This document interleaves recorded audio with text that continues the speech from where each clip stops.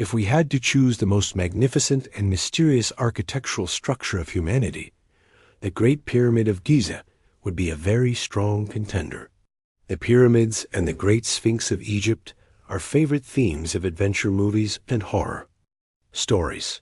The Giza pyramids are believed to have been constructed at least 12,000 years ago, during a time before the ancient Egyptian hieroglyphic writing existed, and they could very likely be the work of a prehistoric civilization that existed long before that. To this day, there has been no official, complete, or accurate explanation for the mysteries of the Great Pyramid. It's no coincidence that among the 7 wonders of the ancient world, the pyramid holds the highest position and is the only one remaining until today, that according to conventional understanding. The ancient Egyptians built the Giza pyramids around 2500 BCE. However, this theory has some inconsistencies. First, scientists estimate that the Egyptians used about 2.4 million stone blocks, each weighing on average between 2 to 4 tons, with some blocks weighing as much as 15 tons. How could the ancient Egyptians transport such massive stones across desert sands to build these colossal pyramids? Various hypotheses and speculations have been proposed to explain this mystery, but from an architectural and construction standpoint, none of these methods are truly convincing. Secondly, the Giza pyramid complex was designed and built entirely differently. They have no internal framework, and instead, the precisely measured stones themselves create the stability and durability of the pyramid. The pyramids also lack religious symbols or hieroglyphics inside, raising suspicion that they were not built by the ancient Egyptians, who typically carved inscriptions into tombs. Moreover, at first glance, people assume the pyramids have 4 sides, but in reality, they have 8 sides. The Giza pyramid has a concave indentation along each of its 4 sides, forming an angle of about 0.5 to 1 degree, dividing it into 8 faces. This is a special technique that is difficult for us to replicate even with today's advanced science and technology. Thirdly, the location of the Giza pyramid complex is extremely special. It lies exactly at the intersection point of the longest latitude and longitude lines on Earth, meaning the Giza pyramids are located at the geographical center of the Earth's landmass. Furthermore, the 3 largest pyramids, Khufu, Khafre, and Menkaure, are not only aligned perfectly with each other on the ground, but also align with the 3 stars in the belt of the constellation Orion. Astronomers have also pointed out that the Giza pyramid complex is oriented precisely toward the true North Pole of the Earth. Although these pyramids were constructed thousands of years ago, they are the most accurately north-oriented structure in the world. The question arises, how could ancient humans over 2,000 years ago achieve such accurate positioning and measurement? New hypotheses have been proposed to explain these unusual characteristics. John Anthony West and Robert Schoch, among others, have put forward different views regarding the dating of the Giza pyramids and provided evidence to support their theories. They believe that the Great Sphinx must have been carved before the pyramids. According to West, the Sphinx was carved from a natural rock before the sand covered the area. In an interview with Express UK, West said that the Sphinx must have been carved when the rock was above the sand, as you cannot carve a rock that is buried under sand. This condition was satisfied around 12,000 years ago, but the ancient Egyptians did not exist at that time. On the other hand, archaeologists have discovered that the sediment layers around the base of the pyramids, up to 4.3 meters thick, contain many fossilized seashells dating back nearly 11,600 years. These findings suggest that the pyramids and the Sphinx were constructed at least 12,000 years ago and could have existed before the last ice age. This significant difference in time also implies that the giant tombs were not built by the ancient Egyptians. It should be added that according to historical records, it has been observed that rusty coins placed inside the pyramids become shiny again after more than a month, or milk placed inside remains unchanged in color and taste after a month. Fruits stored inside remain fresh for half a month without losing moisture or rotting. Therefore, it is possible that the ancient Egyptians simply discovered the amazing preservation capabilities of the pyramids and used them to store mummies. Later, they studied and built some smaller versions. Another interesting point is that archaeologists have discovered many giant human bones dated around 12,500 years ago, coinciding with the estimated time of the construction of the Great Pyramid. Worldwide, the living height of these giants was determined to be around 4 to 12 meters. With such height, building the massive pyramids would have been as simple as modern humans building skyscrapers. Who built these structures? Regarding this issue, historians believe that these giant structures might have been built long ago by an advanced ancient civilization that possibly existed in the region, perhaps Atlantis, that was ultimately destroyed by a great flood. Have conducted some research and discovered a connection between the pyramids and a sunken continent. It could be Atlantis or another sunken continent. They were located all over the world, perhaps a group of Egyptians, and of course, they had sufficient technology and capability to build the pyramids just as we do. No one else could have done this. It required very advanced technology. Three smaller pyramids at Giza might have been built by the Egyptians because they could be constructed by humans. However, the idea that the largest pyramid, with 2.25 million stones, some weighing up to 250 tons, was built by the Egyptians is completely unreasonable. We cannot even move them with all the equipment we have today. Therefore, the civilization we mentioned must have been much more advanced than ours today. The existence of prehistoric civilizations and the survival of ancient artifacts proving this point are not merely theoretical.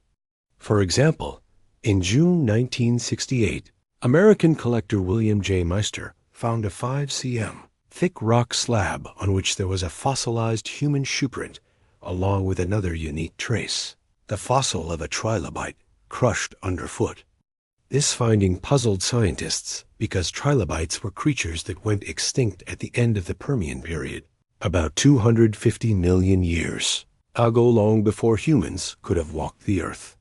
Particularly strange is the shoeprint, a clear sign of human civilization. The fossilized shoeprint is hundreds of millions of years old. How could all of this be real? According to traditional knowledge, Galileo Galilei invented the telescope in 1609 in Italy. However, a stone with a 30,000-year-old carving found in Peru depicts a human figure wearing modern clothing, holding a telescope and observing constellations, planets, and stars. Some stones also depict scenes such as blood transfusions to organs and other modern medical procedures. If we follow the theory of evolution, these findings are truly inexplicable. Another strange phenomenon occurred in 1972 when a French factory imported uranium from Oklo in the Republic of Gabon, Africa. To their surprise, the engineers discovered that the uranium had already been used. They went to the site for investigation and found that the ore deposit was a large-scale nuclear reactor that existed 1.8 billion years ago and operated for nearly 500,000 years. The structure of the reactor was modern, and its layout was so rational that even modern humans cannot replicate it. There are many other ancient artifacts and phenomena that are difficult to explain scattered throughout the world. Many brave scientists have admitted that there were other prehistoric civilizations that existed and disappeared multiple times in history. In conclusion, the truth about our origins seems to be completely different from the conventional explanations. In school textbooks, that we are the only modern human species to have ever existed on Earth, and that we evolved from apes. Only those who dare to overcome preconceptions and rationally consider new archaeological discoveries can understand the real truths of our origins. Tutankhamun was born in Egypt around 1341 BCE under the name Tutankhaten, meaning living image of Aten. He reigned as pharaoh for about 10 years until his death at the age of 19, around 1324 BCE. In the scientific and archaeological community, King Tutankhamun is a typical enigma without a definitive explanation. Who was Tutankhamun? The mysteries surrounding his life and death have remained buried for thousands of years and continue to be explored. Research has confirmed that Tutankhamun was the grandson of the great pharaoh Amenhotep III and was almost certainly the son of Akhenaten, a controversial figure in the history of the 18th dynasty of the New Kingdom of Egypt, 1550 to 1295 BCE. His mother is believed to have been one of Akhenaten's sisters. At the time of his birth, ancient Egypt was undergoing significant social and political turmoil. His father banned the worship of multiple gods and promoted the sole worship of the god Aten, which earned him the title the Heretic King, forcing people to worship Aten. This sudden religious shift plunged society into chaos. The capital was moved from Thebes to Amarna, and Akhenaten focused entirely on the religious transition, neglecting domestic and foreign affairs. From the power struggle and new reforms, Akhenaten became increasingly authoritarian, and his regime deteriorated over time. After 17 years of rule, he disappeared, and some scholars believe he was forced to abdicate and died shortly after. Tutankhamun was only 9 years old when he ascended the throne. The same year, he married Enkisenpaten, his half-sister and daughter of Akhenaten and Queen Nefertiti. According to records, the young couple had 2 daughters, but both unfortunately died while still in the womb, because he came to power at such a young age. During the early years of his reign, the government was controlled by 11 elders known as the Guardians, with Horemheb, the top military commander of Egypt at the time, providing support. Both of them reversed the decrees of Akhenaten and restored the traditional polytheistic religion. Tutankhamun was required to return the royal family to Thebes and attempted to restore order, hoping that the gods would once again favor Egypt. He ordered the repair of temples and continued construction at Karnak. He also supervised the creation of red granite lion statues at Soleb. During his reign, foreign policy was neglected under his father's rule, but Tutankhamun successfully restored it. After his death, Tutankhamun was mummified according to Egyptian tradition because they believed the royal body should be preserved to carry into the afterlife. There have been many theories about the murder of this great pharaoh. He had a tall but weak physique, suffering from a paralysis and swelling in his left foot. Some believe his death was due to being the product of incest within the royal family. DNA analysis published in 2010 showed that his parents were siblings. Additionally, Tutankhamun's remains revealed a hole in the back of his skull. Some historians concluded that the young king might have been assassinated, but recent examinations have refuted this theory, stating that the hole was created during the mummification process. A CT scan in 1995 also showed the king had a broken left leg and signs of infection in his body. DNA from his mummy revealed evidence of malaria, which could all have contributed to his early death. Many archaeologists have continued to search for answers about his death. Since then, the story of the curse of the pharaohs has emerged.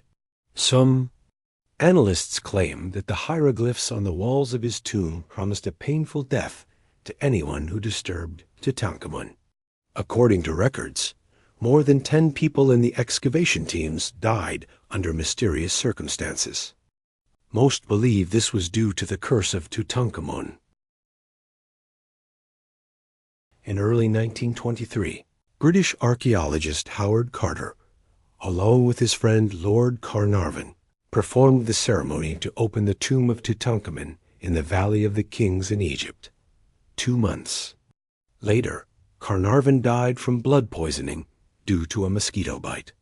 The press speculated that he was a victim of the mysterious curse. Some experts offered scientific explanations, suggesting that Carnarvon's death could be related to toxins inside the tomb of Tutankhamun. Some ancient mummies have been proven to contain dangerous mold and fungi. Additionally, the tomb walls might have been coated with bacteria that could attack the immune system. However, experts have dismissed this hypothesis, stating that Carnarvon already had chronic illnesses before he even approached Tutankhamun's tomb. After many decades, the strange deaths of 10 people in the expedition team still remain a mystery. Besides, the British Medical Journal conducted a study in 2002 and noticed something strange. The curse was said to not affect Egyptians, which has not been proven clearly to this day. During his exploration, Carter discovered 2 carefully wrapped daggers inside the mummy's wrappings. One dagger had a gold blade, while the other had an iron blade, each with a golden sheath. Among the 2 daggers, the iron one was more valuable, because iron was a precious and rare metal in ancient Egypt, often referred to as sky iron, because much of it was obtained from meteorites. Other iron objects were also found in Tutankhamun's tomb, including 16 small blades, a small headrest, and an amulet. In fact, due to the small size of these objects, experts confirmed they were crafted by local artisans. However, the second iron dagger was particularly unique, crafted meticulously and delicately. Some believe it was a product from another region, not made by the Egyptians. Royal historical documents also recorded that the dagger was a gift from a foreign king before Tutankhamun's birth. It was placed in a prominent position, leading some to believe it was even used in the mummification ritual. When researchers looked at the golden mask of King Tutankhamun, they saw a young man with ideal features: a strong jaw, full lips, high cheekbones, and royal eyebrows. According to a Daily Mail report, using 3D imaging and CT scans, DNA analysis, and over 2,000 digital scans, scientists worked hard to reconstruct his face and compared it with the hypothesis that he had facial injuries from a fatal chariot accident or murder. A new study revealed that Tutankhamun was born with physical deformities. He was physically unable to participate in chariot races. Scientists disclosed that Pharaoh Tutankhamun was weak, had a deformed hip, and suffered from epilepsy, malaria, and needed to use a cane to walk due to a broken vertebra. The reason was traced back to the inbreeding of his parents. Tutankhamun's tomb was located in the Valley of the Kings. It is believed that his early death necessitated a hasty burial, so his tomb was relatively small, possibly originally built for a lower-ranking noble. 70 days after his death, his body was embalmed and placed in the sealed tomb, with no records known about Tutankhamun afterward. Thus, he was largely unknown for centuries, and even the location of his tomb was lost until 1922, when British archaeologist Howard Carter discovered it. It had been sealed for over 3,200 years, storing a vast amount of treasures in the tomb to help the king transition to the afterlife. This revealed an astonishing amount of royal life in ancient Egypt. From then on, Tutankhamun quickly became the most famous pharaoh in the world. Artifacts from his tomb have toured the world in major exhibitions, including the famous Treasures of Tutankhamun Global Exhibition from 1972 to 1979. Today, Tutankhamun's mummy is displayed in a special chamber in the Valley of the Kings. Despite the passage of thousands of years, the mysteries surrounding King Tutankhamun continue to be questions needing answers. If we say that who ultimately built the pyramids is so difficult to understand, then the scientific and technological knowledge they contain is so profound that it makes us even more amazed. However, accessing and exploring the pyramids is not a simple task. Many scientists, people with malicious intentions, and tomb robbers have violated the hidden taboos of the priests and ended up losing their lives. The Egyptian pyramids are tombs built by ancient Egyptian kings for themselves. The pyramids are considered one of the seven wonders of the ancient world. Most of the large and small pyramids of Egypt were built during the 3rd to the 6th dynasties of Egypt. These magnificent and beautiful architectural works have undergone more than 4,000 years of changes over time, mainly distributed around the capital Cairo, the Giza area on the west bank of the Nile River. To this day, they still stand proudly with the sky and earth, attracting tourists from 5 continents and 4 seas. The pyramids, through the 4,000-year history, still cover a veil of mystery filled with mysterious colors. Among them, the curses on the tombstones are the most terrifying. Anyone who disturbs the peace of the pharaohs will face the wrath of death. These curses, like myths, have warned future generations who want to covet the invaluable treasures. To prevent tomb robbery, but strangely, throughout the centuries, many people who dared to enter the pharaoh's tomb, whether tomb robbers, adventurers, or scientists, eventually experienced the curse. If they didn't die on the spot, they suffered from incurable diseases and died in painful agony. In November 1922, the famous British archaeologist Howard Carter discovered and opened the tomb of Pharaoh Tutankhamun. This tomb was located in the Valley of the Kings.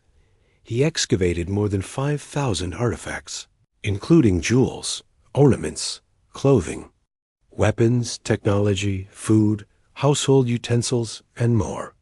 This discovery shocked the world. On February 18th of the following year, while the excavation work was entering a new phase of victory, Lord Carnarvon, who had invested a lot of money to support Carter's work, suddenly fell ill and died. His sister wrote in her memoirs that before his death, he had high fever and kept shouting, "I heard its breath. I must go with it." Another incident occurred shortly before this. A scientist in the excavation team fell ill and died from a mysterious illness similar to a nervous disorder. Douglas Derry, an expert in X-ray imaging of mummies, also became a victim soon after. He became increasingly weak and died within 2 years after the excavation. As many as 22 people in the excavation team died mysteriously. Since then, news of the deadly curse spread widely, increasing people's fear and confusion. In 1924, the Egyptian-born British biologist Douglas E. Derry took some curious people into the tomb, which caused great fear. After returning from the visit, he hanged himself. Before his death, he bit his finger and wrote a letter stating that his death was caused by the curse of the tomb, and he deeply regretted it and wanted to meet God with this regret. This made people even more frightened and confused. The death of the director of the Cairo Museum, Professor Ramin Osman, also added to the mystery. He had long denied the effectiveness of the tomb's curse, saying, "Throughout my life, I have been in contact with mummies and am an Egyptian. Haven't I been living healthily?" But within 4 weeks after saying this, he suddenly fell ill and died before he turned 50. Even more strangely, on the day he died, he was still healthy and was supervising workers packing a valuable collection of artifacts excavated from Pharaoh Tutankhamun's tomb. All of these events made the legend of the curse even more mysterious. But many people still wanted to try to see what would happen. Was it the real intention of the pharaoh during his lifetime? Now people began to ask, what exactly caused the deaths of those who had dealings with the pyramids and the mummies? Are the curses on the pharaoh's tomb really so effective? Some believe that on the walls of the passages in the tomb, there is a pink and yellowish-gray powdery layer that might be capable of emitting deadly radiation. Others believe that the ancient Egyptian civilization had reached a level where they could use extremely poisonous insects or deadly toxins as weapons to protect the tombs of rulers from being violated. In the past 10 years, some scientists have come up with the idea of using biology to explain this. Professor Yoshio Kondo, a biologist and medical professor at Keio University in 1963, said that based on the results of his periodic English experiments on archaeologists and staff, it was found that all those who had entered the tomb had a deadly pathogen in their bodies. Because of this deadly pathogen, these people would suffer from respiratory infections and eventually suffocate to death. But why could these deadly pathogens survive so long and strongly in the tomb?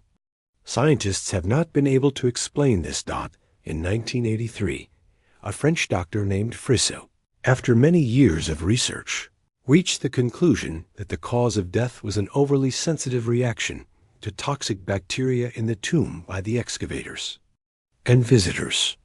Many symptoms of illness were found in these people. She explained that after the ancient Egyptian pharaohs died, they were buried with gold, jewelry, clothes, and other treasures. In addition, there were many fruits and foods. Over hundreds or even thousands of years, these fruits and foods had bred invisible toxic bacteria. These bacteria, when inhaled, would cause acute lung disease. Professor Don Michelin, who entered the newly excavated tomb to make inscriptions, also died from infection. So far, this explanation by the French doctor is considered the most reasonable. However, the true nature of the curses on the tomb of the pharaoh remains unknown and awaits further research by scientists. Recently, scientists have even discovered some issues related to the so-called pyramid energy. Whether this is real or not cannot be guessed. Some scientists have proposed the hypothesis that the so-called curse of the pharaoh could be related to the structure of the pyramid itself. The design and construction of the tomb and its passageways might generate and emit various types of radiation, magnetic fluctuations, and energy waves, or form a certain physical field. In other words, the miraculous energy of the pyramid mentioned earlier might be at play here. So in the end, who is right and who is wrong? Everyone has their own explanation, but opening the secret of these curses is clearly not simple at least not until the present time. Humanity has spent a lot of effort and ink when talking about the ancient Great Pyramid of Giza, which contains many unsolved mysteries. In Egypt today, even a brave general who stayed overnight in the king's chamber inside the pyramid became terrified and panicked. This story truly sparked curiosity among scientists. What happened on that night? Please continue to follow the video in the next episode. When we return to Vietnam in 1798, when Egypt was still a British colony, Napoleon was sent to this mysterious land to expand his territory in Eastern Africa. Like many other places, he was fascinated by the secrets of the files in the pyramids and the rich history of this country, which was known for its mysteries. Even before this, the great king had established the Egyptian Institute with many researchers and scholars to combine astronomy and archaeology. During this trip, Napoleon decided to conduct a study. He brought technicians, surveyors, astronomers, and archaeologists with him to explore the secrets of the pyramids. One of the teams conducted measurements and surveys of the Giza pyramids under Napoleon's orders and obtained some special publications. Most notably, the Rosetta Stone was discovered in 1799. This great discovery helped archaeologists decode the hieroglyphic writing of ancient Egypt for the first time. Moreover, when he arrived in Egypt, wanting to experience the mysterious feeling in the areas inside the pyramids, Napoleon requested to stay alone in the king's chamber, a place he had often heard about, and decided to spend the night there. However, the next morning, when he stepped out of the room, Napoleon's face suddenly turned dark and looked very strange and terrifying. Perhaps he had seen a truly horrifying scene in the tomb. When his assistant anxiously asked the emperor, Napoleon refused to comment on what had happened and said that no one should mention it again. Many years later, when Napoleon was on his deathbed, a close friend asked him what experience he had inside the king's chamber. Napoleon seemed about to speak, but finally changed his mind. He shook his head and said, "No, nothing happened. You will never find me." Thus, what Napoleon experienced inside the Great Pyramid remains a secret he took with him to his grave. Since then, there have been many speculations about Napoleon's strange encounter in Egypt. According to an unverified source, he saw some visions of his fate while inside the tomb. An interesting point is that Napoleon was not the only person to have a mysterious experience inside the pyramid. Later, in 1930, an English journalist, Paul Brunton, spent a night inside the king's chamber, similar to Napoleon. He described his experience in a famous book titled A Search in Secret Egypt. The king's chamber was made entirely of stone. That night, he sat on a stone slab and lit only a small candle. As night fell, with the thick darkness and the flickering candlelight, the silence enveloped everything. At that moment, he could see spirits floating around him. Although very frightened, Brunton decided to stay. These shadows quickly disappeared, but what happened afterward was even more terrifying. He gradually felt his body paralyzed and unable to move. At that moment, some people in ceremonial robes resembling priests appeared.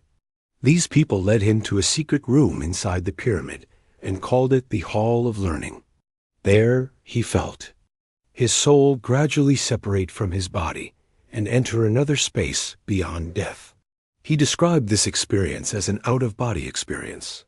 He said he could see a silver cord connecting his body on the floor with his soul floating inside the pyramid. An ancient guide told him all about the Great Pyramid, saying it was built during the 4th dynasty from 2580 to 2560 BCE, the time of the legendary Atlantis. Perhaps a glorious civilization truly existed in legend, but a great flood sank this continent to the bottom of the sea thousands of years ago. In addition, he was taken on a tour and told all the secrets hidden in the ruins inside the Great Pyramid. After all these surprises, he came back to life the next morning, and the events of that night were so real that he believed the priests he met were truly alive inside the pyramid. However, experts believe these priests did not exist physically, but as spirits. They appeared to affirm the existence of life after death. If this theory is correct, it would prove that souls exist. When we die, our physical body decays, but the soul lives on. However, to keep the soul intact, the body must also be well preserved. Perhaps this is why the ancient Egyptians placed the tombs of their pharaohs inside the pyramids, where they discovered ideal conditions for preservation.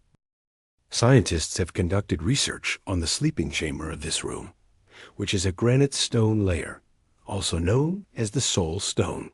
They discovered an electric field here that could cause a mild electric shock. In addition, a NASA consultant, Dr. Ho Quine, discovered radioactive emissions in a room behind the king's chamber. This could provide a plausible explanation for the strange phenomena that occurred here.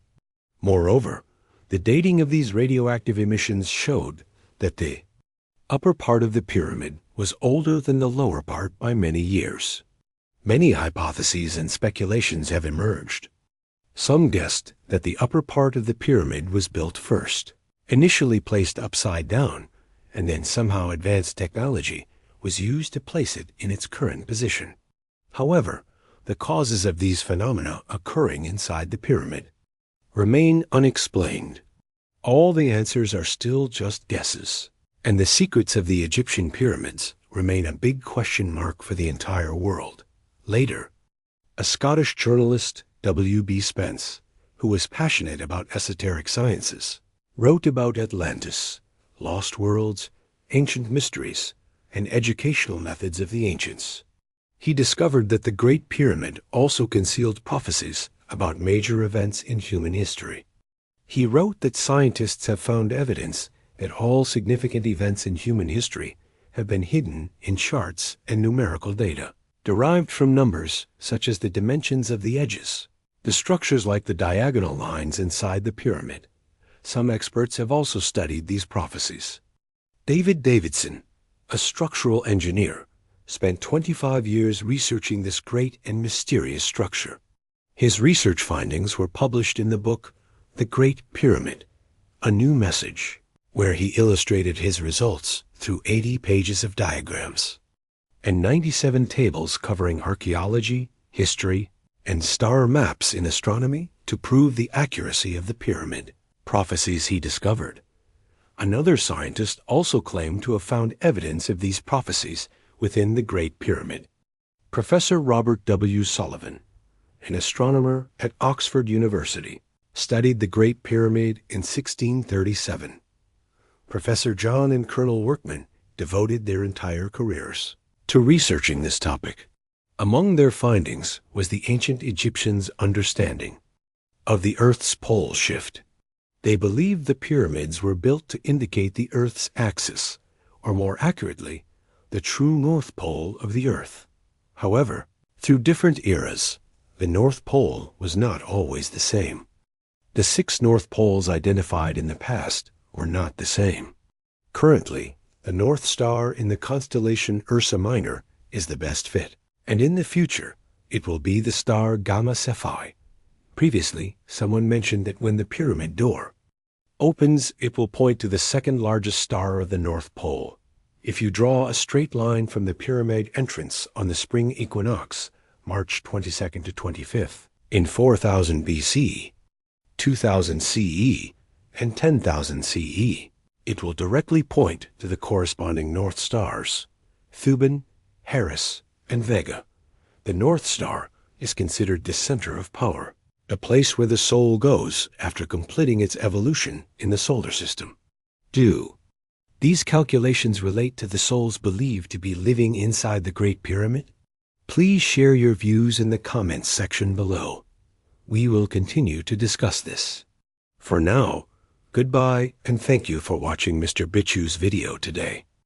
If you found today's discoveries fascinating and mind-blowing, don't forget to hit that like button. Subscribe to Mr. Bichu's channel. Got your own theory or a strange topic you'd love us to explore? Drop a comment below. We'd love to hear it.